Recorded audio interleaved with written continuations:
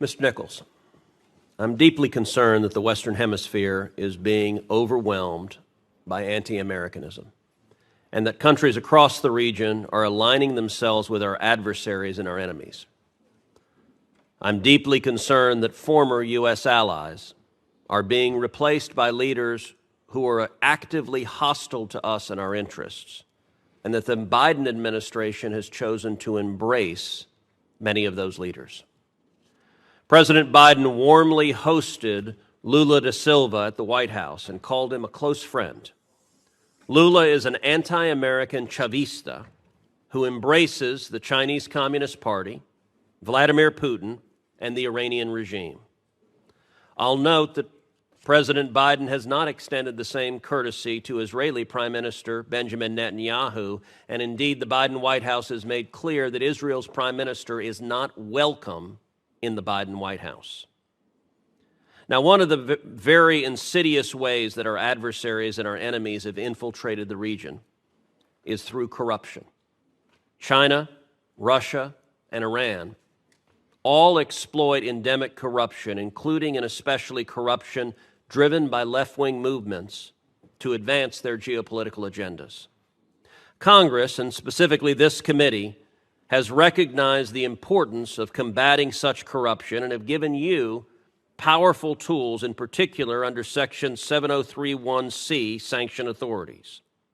The Biden administration has used these sanctions repeatedly across the Western Hemisphere, but not, I'm dismayed to say, not against the left-wing anti-American communists who are aligning with Russia and China and Iran.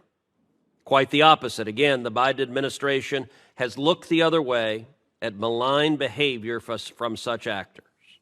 Well, Brazil. Bolsonaro, a pro-American leader, was replaced, to the Biden administration's cheering, with an anti-American radical Lula. And there is corruption likewise in the Lula government. In February, Lula allowed 2 of Iran's most advanced warships to dock in the port of Rio de Janeiro. The United States opposed that act, at least formally. In fact, the United States sanctioned those ships with what are supposed to be powerful designations, and yet it happened. I believe the Lula government's corruption played a significant role in their decision to ignore the Biden administration and allow the docking. Do you agree with that assessment? And has the Biden administration enforced any sanctions related to that instance, and in particular to the Brazilians providing material support to the Iranian ships? The administration engaged our partners throughout the hemisphere, and we're very pleased that the Iranian ships were not able to dock anywhere else. We're deeply disappointed that one of the 2 ships was able to dock in Brazil. The other was offshore. I would refer you to OFAC for any additional information on Has the Biden administration sanctioned the Brazilian government, led by Joe Biden's self-described good friend, the anti-American leftist Lula? Have you sanctioned the Brazilian government for violating U.S. law and allowing the Iranian ships to dock? I would refer you to OFAC as to whether or not they've made a determination that action violated. You don't know whether you've sanctioned Brazil? I would refer you to OFAC. Do you know?